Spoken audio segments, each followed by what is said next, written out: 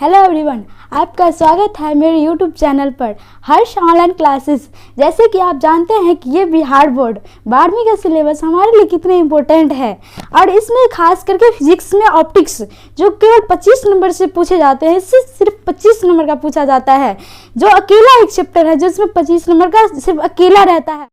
Hello everyone, आपका स्वागत है मेरे यूट्यूब चैनल पर हर्ष ऑनलाइन क्लासेस। जैसे कि आप जानते हैं कि ये बिहार बोर्ड 12वीं का सिलेबस हमारे लिए कितने इम्पोर्टेंट है और इसमें खास करके फिजिक्स में ऑप्टिक्स जो केवल 25 नंबर से पूछे जाते हैं, इससे सिर्फ 25 नंबर का पूछा जाता है, जो अकेला एक चैप्टर है जिसमें 25 नंबर का सिर्फ अकेला रहता है। और जो वगैरह वगैरह ऐसे सब्जेक्ट जो है सब है इम्पोर्टेंट, लेकिन फिजिक्स में ऑप्टिक्स सबसे ज़्यादा इंपॉर्टेंट है। मैथ में डिफरेंशिएशन इक्वेशन और डिफरेंशिएशन इंटीग्रल से सब बहुत इंपॉर्टेंट है, इससे सिर्फ 80-85 नंबर का रहता है कैलकुलस से। तो आज हम पढ़ेंगे ऑप्टिक्स के बारे में, प्रकाशिकी के बारे में। पहले हम पढ़ते हैं प्रकाशिकी, पहला चैप्टर है, पहला हम पढ़ते हैं प्रकाशिकी टॉपिक।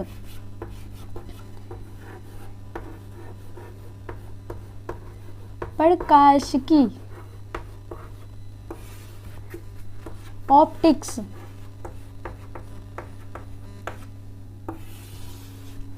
पहले हम ये जानेंगे कि प्रकाशिकी होता है क्या। पहले हम ये जानेंगे कि प्रकाश आखिर होता है क्या।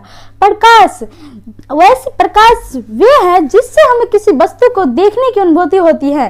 प्रकाश वैसा तरंग दैर्घ्य है, सभी कलर का तरंग दैर्घ्य प्रकाश में अलग अलग होता है, जैसे हरा का, लाल का, नीला का, रेड का, सब कलर अलग अलग तरंग दैर्घ्य होता है। हर प्रकीर्णन भी अलग अलग होता है, इसका माध्यम में चलने का चाल भी अलग अलग होता है। तो हम सबसे पहले पढ़ेंगे प्रकाश। प्रकाश पढ़ेंगे सबसे पहले, जिसे इंग्लिश में लाइट कहते हैं।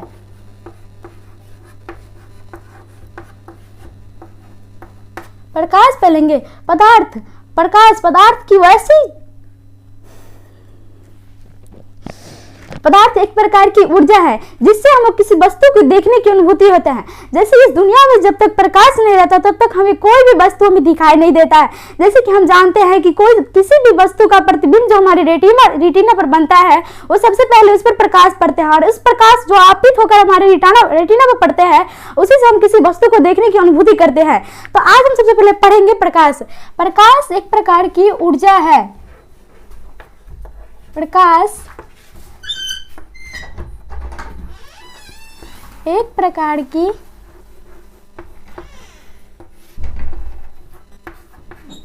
ऊर्जा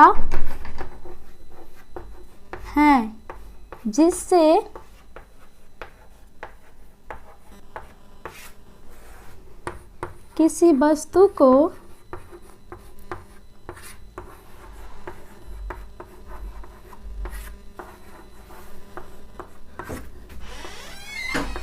किसी वस्तु को देखने की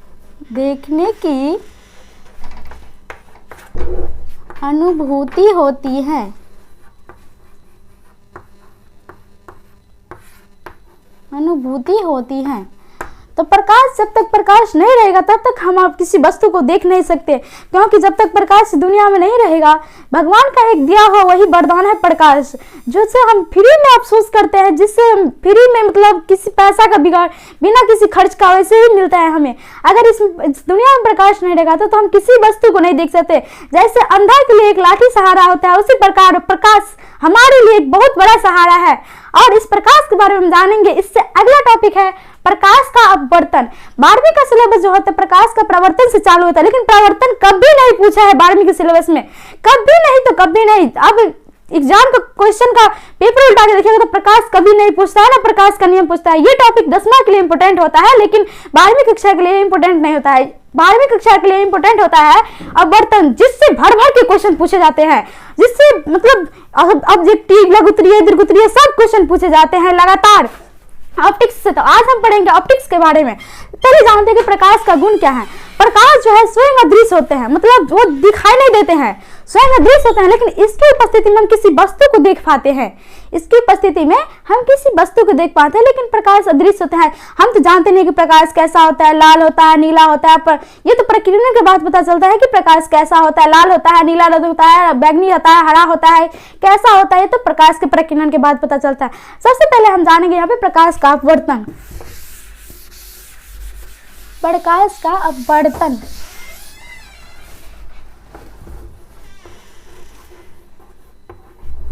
प्रकाश का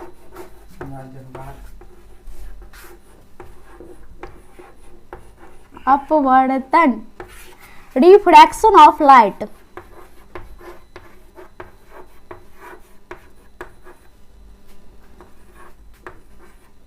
रिफ्रैक्शन ऑफ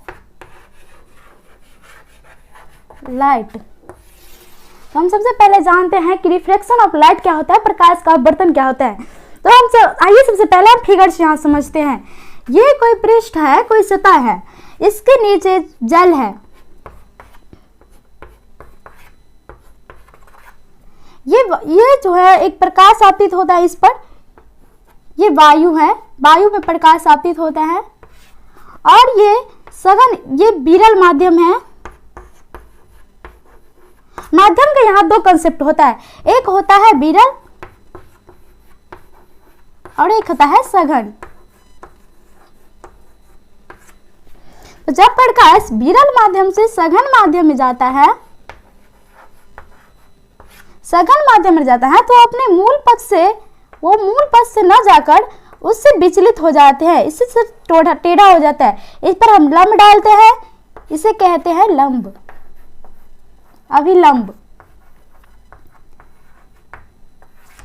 इसे अभिलंब कहते हैं। ये प्रकाश से ऐसे जाता है, इससे टकराकर प्रकाश की सतह से, पृथ्वी की सतह से टकराकर ये ऐसे नहीं, सीधे नहीं जाकर ये थोड़ा अभिलंब की ओर झुक जाते हैं, ये अभिलंब की ओर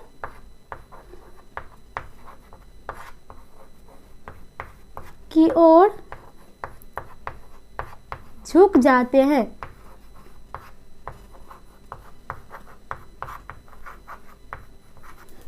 तो हम आइए यहाँ पर हम डिफिनीशन जानते हैं इसका, कि इसका डिफिनीशन क्या होगा, परिभाषा क्या होगा। तो जब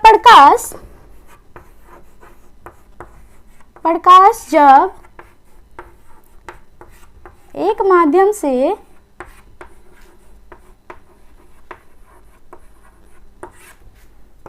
से दूसरे माध्यम में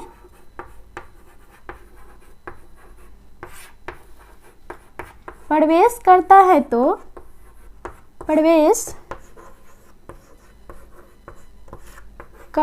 तो अपने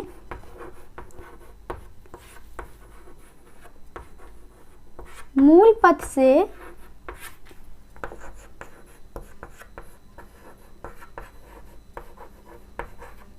विचलित हो जाता है।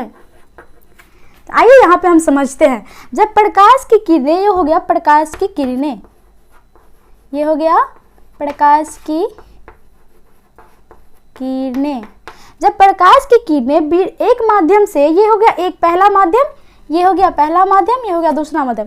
जब प्रकाश की किरणें एक माध्यम से दूसरे माध्यम में प्रवेश करते हैं तो अपने मूल पथ से विचलित हो जाते हैं, यानी मूल पथ से थोड़ा विलंब की ओर झुक जाते हैं, मूल पथ से विचलित हो जाता है। इस घटना को हम प्रकाश का अपवर्तन कहते हैं।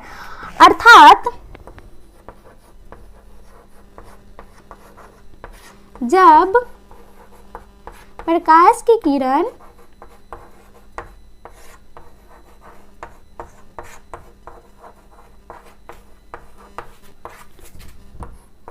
विरल माध्यम से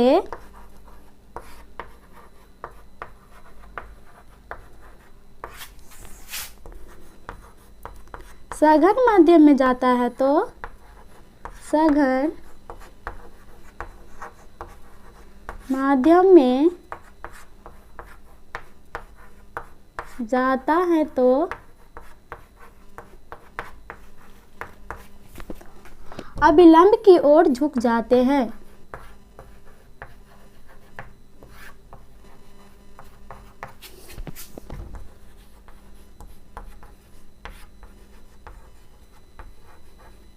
झुक जाते